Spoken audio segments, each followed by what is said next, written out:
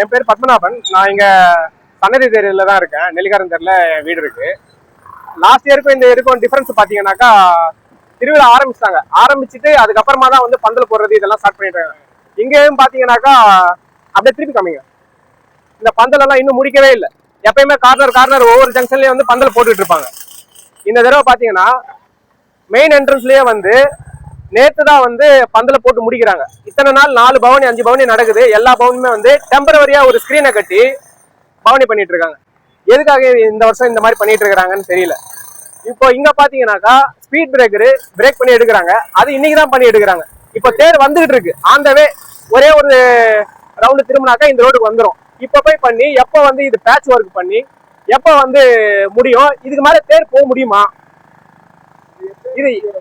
இது யாரோட குறைபாடு, யாரோட மிஸ்டேக்ன்றது தெரியல. இது பண்றது வந்து ஃபுல்லா வந்து அறநிலைத்துறை கையில தான் இருக்கு. ஆனா அவங்க வந்து எப்படி கையாளுறாங்கன்றது தெரிய மாட்டேங்குது. இது இந்த வருஷம் இந்த மாதிரி பண்ணிட்டு இருக்காங்க. நெக்ஸ்ட் இயர் இன்னும் எப்படி பண்ணுவாங்கன்னு தெரியல. ஸோ இதுக்காக இதை பேஸ் பண்ணி தான் இது வந்து எல்லாருமே மக்கள் பார்த்துட்டு தான் இருக்காங்க.